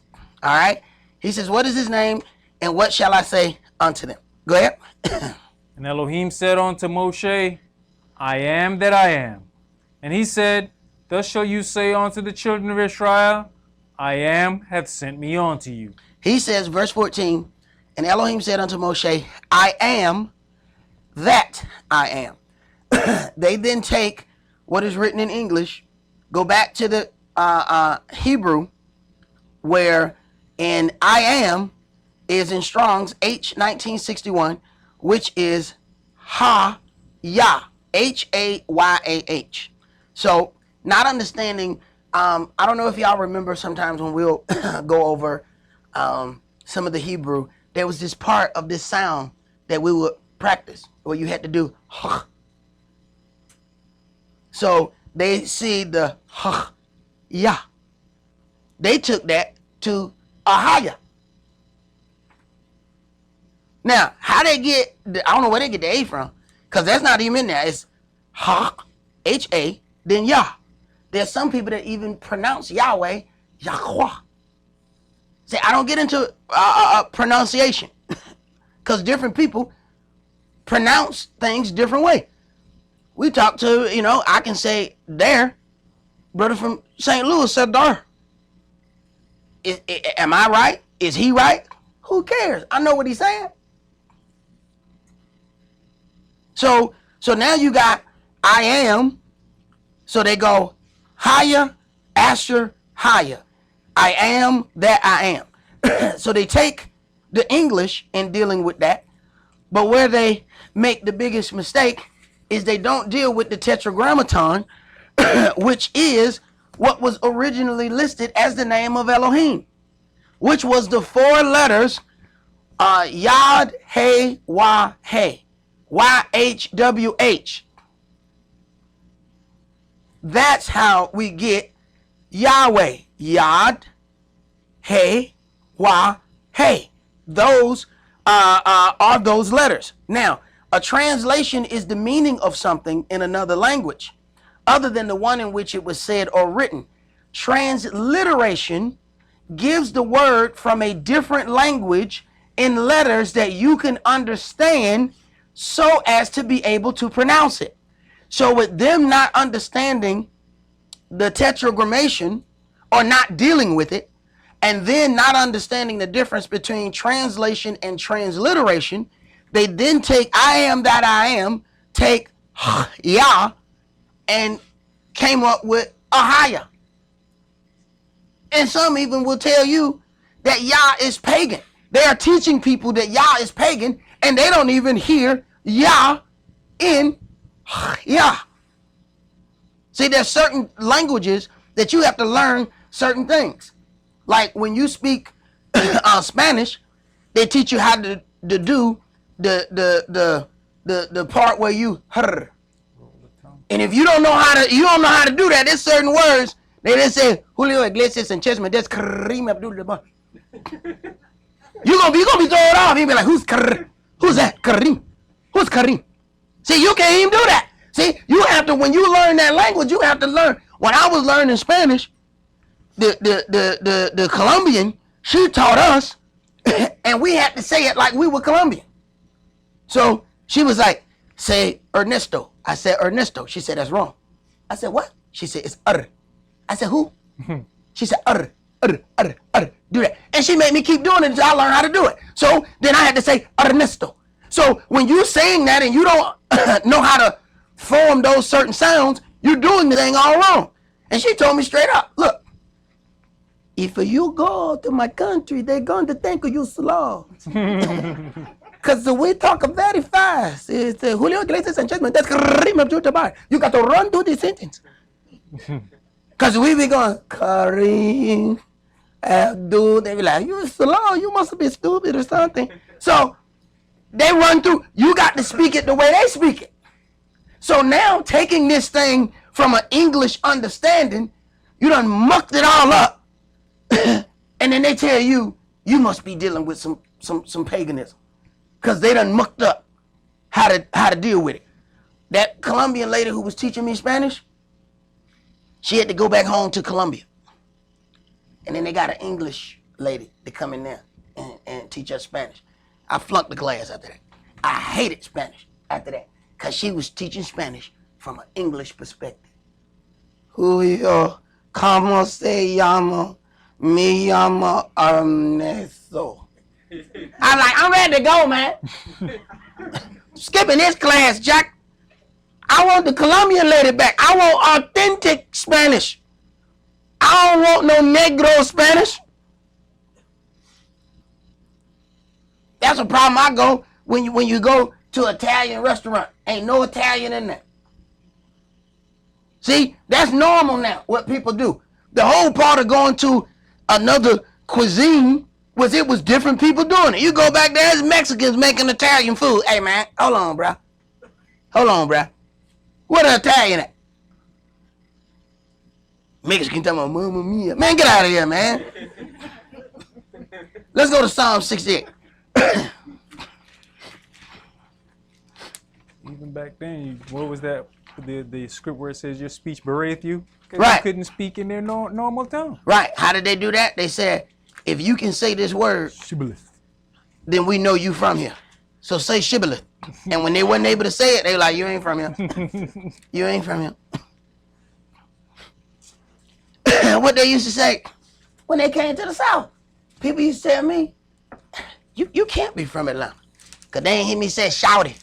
You know, so they see, when people come down from the north, they was like, shorty. No, we say shout it. See, you saying shorty. That's S-H-O-R-T-Y. Now we say shout it. See, that's S-H-A-W-T-Y. You know what I'm talking about? See, you ain't pronouncing that right. So we automatically know you ain't from here. Excuse me, shorty. Get out of here, man. We talking about shout it, man. You know what I'm talking about? Shout it over there. We ain't no shorty. No, man. That ain't how we say that. Psalm 68. Let's start at verse 1. Let Elohim arise. Let his enemies be scattered. Let them also that hate him flee before him. As smoke is driven away, so drive them away. As wax melteth before the fire, so let the wicked perish at the presence of Elohim. But let the righteous be glad. Let them rejoice before Elohim. Yes, let them exceedingly rejoice. Now they're going to rejoice. They're going to sing praises unto his name. They're going to do all of these things. Go ahead. Sing unto Elohim. Sing praises to his name. All right. Extol him that rides upon the heavens by his name, Yah. By his name. Tells you point blank what his name is. People say, well, he has many names. Well, I don't see many names right there in verse 4. By his name, Yah. So when people saying hallelujah, they saying praise Yah. We even read in Revelation where the angels are saying hallelujah. So you deal with that. Yah and Strong's is H3050. And it says what? YHWH. Yah. And the definition says the sacred name of the Most High. So how we confused? Then you look and all of these names of the prophets end in Yah. And they all have a definition. So the adversary is trying to make you think or not call upon the right name. So he wants you to take or have the false name so that you won't pray in the right name. See, he's trying to cut off your power. Let's go to Deuteronomy chapter 28.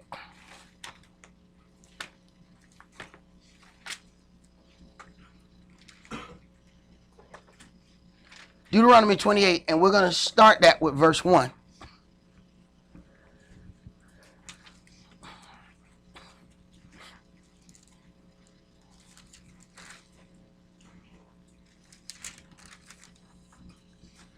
Verse 1. And it shall come to pass, if you shall hearken diligently unto the voice of Yahweh your Elohim, to observe and to do all his commandments which I command you this day, that Yahweh your Elohim will set you on high above all nations of the earth. Now, if you do all of these things, this is what's going to happen. Jump to verse 15. But it shall come to pass, if you will not hearken unto the voice of Yahweh your Elohim, to observe to do all his commandments and his statutes which I command you this day, that all these curses shall come upon you and overtake you. Now, if you did not do those things, then you're going to have these curses. Got to go ahead and ask another obvious question. Who was this said to? Israel. Was it said to all of Israel or just Judah? All of Israel. Now, I asked you that question, very obvious question, for a reason. When these people who set forth this fake tribal chart, they take Deuteronomy 28. This is the double-sided hypocrisy. They take Deuteronomy 28 and they hold it up against the fake Jews. You can't prove this. You can't prove this. You can't prove this. Now, in the fake tribal chart, it said what? Yehuda was the American Negro, right? Now, consider something. If this was given to all Israel, why don't they hold all the 12 tribes up to the same standard? They don't hold that same standard up to the Hawaiians. They don't hold that same standard up to the Aztecs or, the Spanish people that they want to intermarry with. They don't hold all the rest of those people to those standards. These blessings and curses wasn't just given to Yehuda. They were given to Israel. So consider the double hypocrisy that they will throw that at the Ish, but not throw it at these people. Do understand, in the north, there's a large concentration of all of these different nationalities living together. So they have obvious reasons to want to merge these other people inside of Israel. Let's jump to verse 26. And your carcasses shall be meat unto all fowls of the air and unto the beasts of the earth, and no man shall fray them away. And we know for a fact that these things have happened to us. Now, we hold the Ish accountable for that. We say, prove what this has happened to you. Okay. Well, prove what this has happened to the Mexicans. Prove what this has happened to Hawaiians. Prove what this has happened to the Seminole Indians, the Native Americans. Prove what this has happened to any of those people that they have put within this chart. And let's keep going. Let's go to verse 30. You shall betroth a wife, and another man shall lie with her. We can show what these things happen unto us. Neither one of these tribes can prove any of these things. Keep going. You shall build an house, and you shall not dwell therein. You shall plant a vineyard, and shall not gather the grapes thereof. Jump to verse 32. Your sons and your daughters shall be given unto another people, and your eyes shall look and fill with longing for them all the day long, and there shall be no might in your hand. The fruit of your land and all your labors shall a nation with which you knoweth not eat up, and you shall be only oppressed and crushed always. So, for all of these people who are not being oppressed, They still have their own country. They have not been ruled over with rigor. How does these things fit them? But in hypocrisy, they will hold this up to the ish, but not do it to the other people. Jump to verse 37. And you shall become an astonishment, a proverb, and a byword among all nations, whether Yahweh shall lead you. And everywhere you go, where our people have been slaves, they have a proverb or a byword for us. These other nations don't have that problem. Go ahead. Jump to verse 41. You shall beget sons and daughters, but you shall not enjoy them, for they shall go into captivity. When they open up them jail cell, did y'all see a whole bunch of Hawaiians in there? What about a whole bunch of Aztecs? Y'all seen them? Y'all seen them in there? What about Seminole Indians? It's like Richard Pryor said, when he went down to the jail, he seen just us. That's what he said in there. Not any of these people. Jump to verse 45. Moreover, all these curses shall come upon you. All these curses shall come upon you. This was not just given to Yehuda. This was given to all Israel. Go ahead. And shall pursue you, Uh-huh. and overtake you, till you be destroyed, because you hearkeneth not unto the voice of Yahweh your Elohim, to keep his commandments and his statutes which he commanded you. Now, these places, all of them people are out in all these other countries worshiping other gods. Some of them worship sun gods. They even talked about the Mayans. Them people were doing human sacrifice. They talk about all these people. They've done all of these things, but they still get to maintain a land. How is that possible? Go ahead. And they shall be upon you for a sign and for a wonder, and upon your seed forever. Because you serveth not Yahweh your Elohim with joyfulness and with gladness of heart, for the abundance of all things. Right. Now, verse 48 sits, isn't it? And it's supposed to sit on all Israel. Go ahead. Therefore shall you serve your enemies which Yahweh shall send against you, in hunger and in thirst and in nakedness and in want of all things. And he shall put a yoke of iron upon your neck, until he have destroyed you. Because you did not serve Yahweh, your punishment is to serve your enemies. So if these people have been living in their own power for hundreds of years, if not 1,000 or more, how are they Israel? Remember the part in Genesis when it's talking about this last captivity. Know of a surety that they shall go into a land which is not theirs, and they shall serve them and afflict them 400 years. But yet these people in their own land. Go ahead, brother. Did you finish 48? Yep, verse 49. All right. And a yoke of iron, and we can pull up those pictures where a yoke of iron was given unto us. All of these nations cannot produce that. Go to 49. Yahweh shall bring a nation against you from far, from the end of the earth, as swift as the eagle flies. A nation whose tongue you shall not understand. You shall not understand the language. Understand something. Europe and America's symbol is the eagle.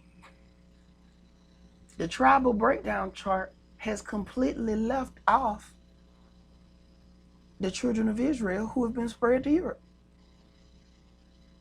Europe's symbol, where do you think America got it from? That eagle was placed on Herod's temple. They've been worshiping this eagle. We think that only applies to America. Go ahead. A nation of fierce countenance, which shall not regard the person of the old, nor show favor to the young. Jump to verse 64. And Yahweh shall scatter you among all people, from the one end of the earth even unto the other. Now, we can explain how we got scattered.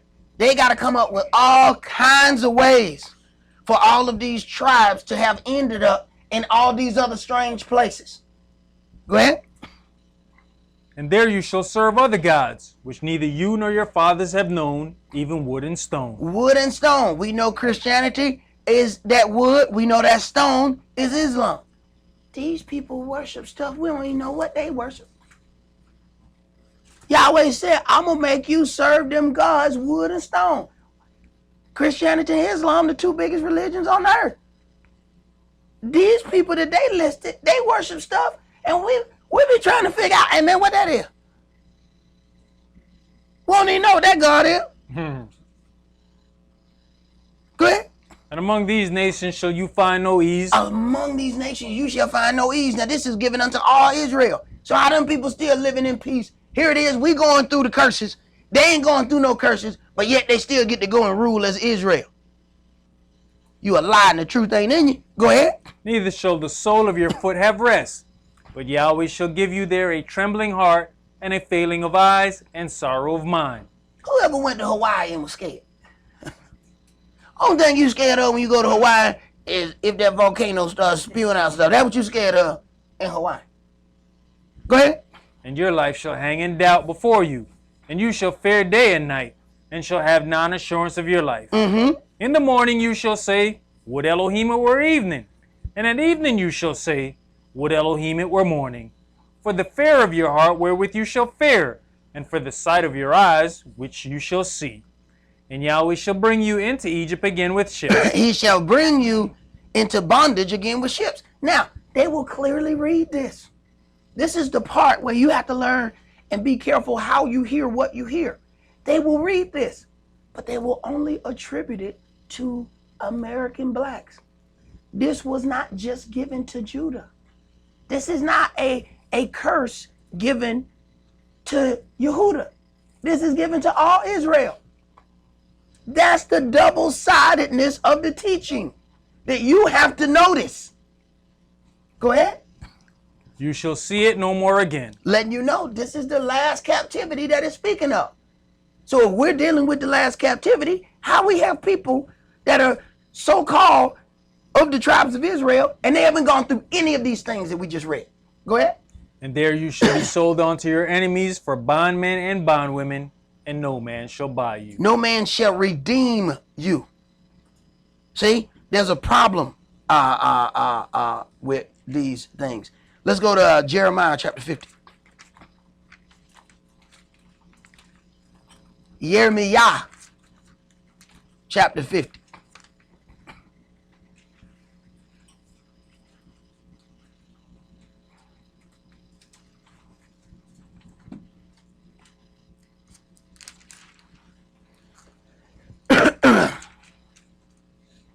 Jeremiah chapter 50, and let's start that at verse 1. The word that Yahweh spake against Babylon and against the land of the Chaldeans by Jeremiah the prophet. Right. Now do understand, anytime you're dealing with prophecy, you have a near prophecy and then you have a far prophecy. Remember the prophecy about David's son setting up a kingdom that shall never fall. He shall build a house for Yahweh. That was not talking about Solomon. Even though Solomon did build a house for Yahweh, even though he did set up a kingdom, it did not stand forever. That was the near part of that prophecy.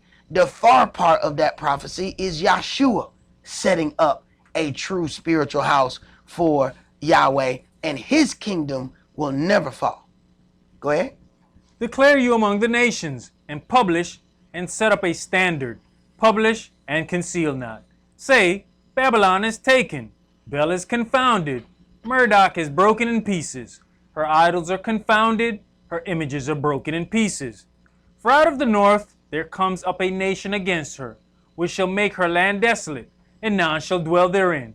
They shall remove, they shall depart, both man and beast. In those days and in that time, said Yahweh, the children of Israel shall come, they and the children of Yehuda together, going and weeping.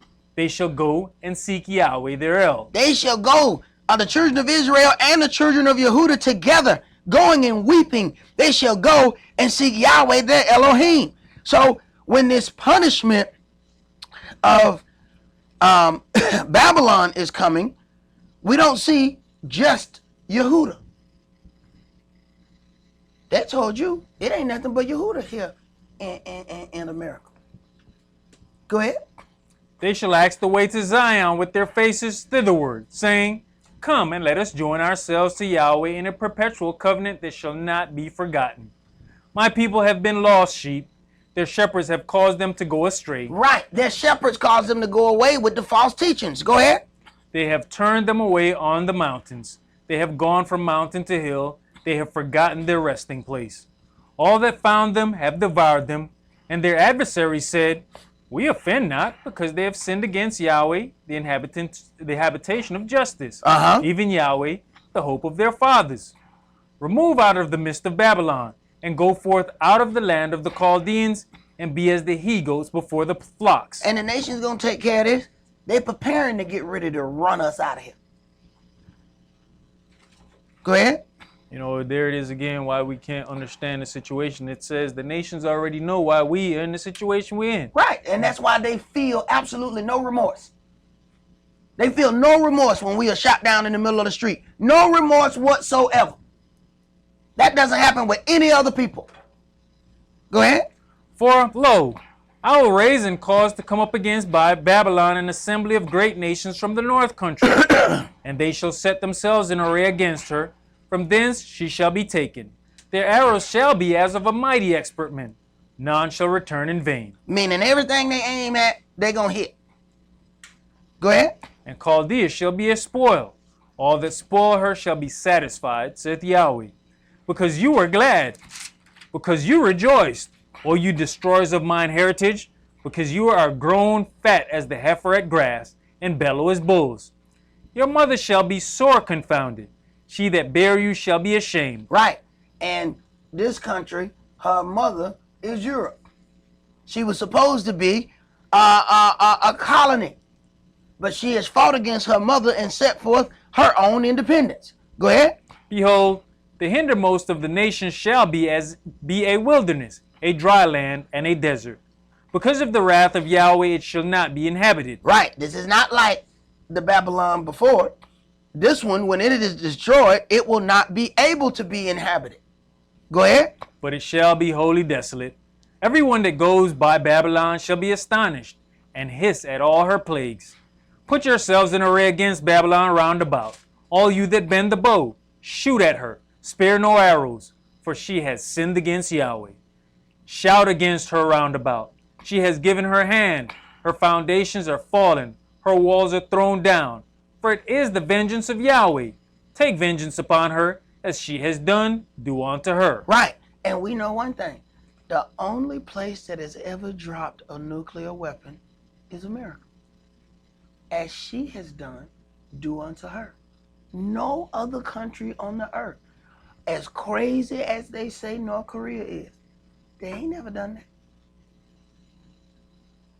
Go ahead. Cut off the sword from Babylon, and him that handleth the sickle in the time of harvest. For fear of the oppressing sword, they shall turn everyone to his people, and they shall flee everyone to his own land. Now consider that. Every nation, we know that this is the so-called melting pot. Every nation shall go to their own land, right? Where Israel gonna go? It says Israel's supposed to go to the wilderness. Israel can't go to their own land. Now, when you look at the fake tribal chart, all these people got lands to go to. So when it comes down to the fear of the oppressing sword that comes here, they all got somewhere to go, except you. And I keep asking them brothers who want to throw everybody into that tribal breakdown, when we start getting oppressed on a whole nother level, and these people get ready to eject us, let's see how many Indians gonna say, we going with you. Let's see how many Mexicans say, hey, we're going to go with El Negro. Let's see how many of them go with us. Since everybody want to throw all of these people, let's see if they get persecuted with us. See, the mixed multitude came with us out of Egypt because they wanted to flee the Egyptian rule as well. These people ain't trying, they got somewhere else to go. We're going to be wandering from place to place until we find that place where Yahweh wants us to go. Who coming with us? So we're going to see with this so-called tribal breakdown. Let's see if they go with us. Read the next verse. Hear me off. Verse 17. Israel, don't worry about it. Israel is a scattered sheep. The lions have driven him away. First, the king of Assyria has devoured him. And last, this Nebuchadnezzar, king of Babylon, has broken his bones. Right. Israel is scattered, not lost.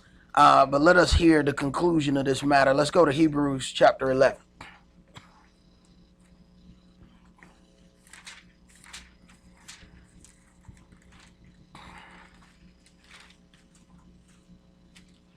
There's certain things that, you know, a lot of times you don't even feel like you need to even teach on.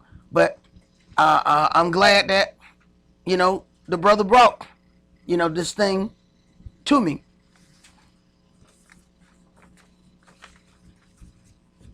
Because sometimes you look at things and you don't see how it is a salvation issue. Now, if even during slavery time, during, you know, we were not in control of how we got here. You may be mixed 10 times over. What happened? You ain't in control of how you got here. Neither are you in control of what your direct lineage is. But you can control what you do from the point that you have the knowledge and understanding. So if you were already in a marital relationship, what does the book say? If you married to an unbeliever and the unbeliever decides to stay, don't divorce them, as long as they're not hindering your walk. If Yahweh called you in a mixed marriage, then that's where you're supposed to be. Now, once you understand that, if you decide to walk in that after that, then you know what it is. That's something that you have made a decision in on your own. Now, according to this book, can other nations this is the interesting part. Because they've thrown all of these nations in as natural Israel, these same people teach that there can't be a spiritual Israel. And why you need spiritual Israel? Hell, if you done grabbed everybody else and threw them in there naturally, you don't need no damn spiritual Israel. You got half the world as natural Israel anyway. So what you need spiritual Israel for? See, that's the hypocrisy of this. And the book specifically mentions spiritual Israel. This is not just about lineage. So please don't get this misunderstood. But the land is an inheritance.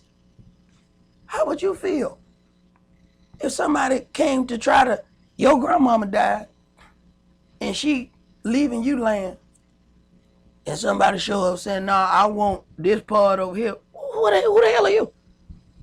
It's my family land. You can't come get none of my family land. And that's essentially is what's happening. Hebrews 11, and let's read verses 8 through 16.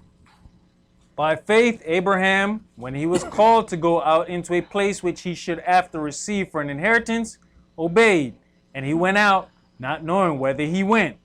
By faith he sojourned in the land of promise, as in a strange country, dwelling in tabernacles with Isaac and Jacob, the heirs with him of the same promise. So, by faith he sojourned in a land of promise, in a strange country. Go ahead. For he looked for a city which had foundations, whose builder and maker is Elohim. Through faith also Sarah herself received strength to conceive seed, and was delivered of a child when she was past age, because she judged him faithful who had promised. Therefore sprang there even of one, and him as good as dead, so many as the stars of the sky in multitude, and as the sand which is by the seashore innumerable. These all died in faith, not having received the promises, but having seen them afar off, and were persuaded of them, and embraced them, and confessed that they were strangers and pilgrims on the earth. They confessed that they were strangers and pilgrims on the earth. Go ahead. For they that say such things declare plainly that they seek a country. And truly, if they had been mindful of that country from whence they came out, they might have had opportunity to have returned. See that? If they had been mindful of that country from whence they came out, they might have had opportunity to have returned. So when persecution come here, the Spanish-speaking people gonna go back to that land because they remember where they came from. You ain't got nowhere to run. See, that separates you from everybody else. Yet, they in the same place where we at. But they want to tell us that they part of Israel, but they got memory of a place from whence they came. So they have opportunity to return. You don't. But they going to be given land just like you? No, it's not. It's not so. And Yahweh ain't going to let it be so. Go ahead. But now they desire a better country, that is, an heavenly. Wherefore Elohim is not ashamed to be called their Elohim, for he has prepared for them a city. Yahweh has prepared for you, Israel. It says, for the hard bondage wherein you were made to serve, you shall then receive all of these things. People who have done no service, they have done no work. It's very simple. It said, if a man don't work, he don't eat. They are ready to gather at your table, but they have not labored the same labor that we have been made to labor. They have not suffered the loss of children the same way that we have had to suffer the loss of children. Yet they want to show up at payday with the same check that you get. Yet they have not even showed up at the job. They ain't even showed up at the job site, much less work. At least the people who worked 1 hour in the parable of the workers in the field, they showed up at the job site. These people have not even appeared at the job site, but they are already expecting a check. And it's our people that's telling them that it's okay, that they're going to receive the inheritance of Israel, though they have not labored one bit. Consider these things. There's love and there's grace and there's all of these other things, but you don't give away your land. That ain't a part of love. You don't give away your land in love. Yahweh said a part of your land, of your vineyard, is offered up to feed the poor. He didn't say get a land away. He said the land is mine. It shall not be sold forever. You don't have the right to give away his land. You don't have the right to part his land. So don't let these people trick you into these false teachings, and definitely don't let them trick you into this false tribal breakdown and the seriously parting of and the division of Yahweh's people. For we know that if we go and read Ezra, all of the priests who had married those strange wives, they made them get rid of the wives and the children when they got ready to go back in that land. So how these brothers think they're getting around it is by making this fake tribal chart. Then they married to all of these strange women and got all of these strange kids with these strange customs and think they're going to waltz right into that land. Yahweh will not be mocked. That's all that we're going to do for today. Remember the Sabbath to keep it holy. Shabbat shalom. Shabbat shalom.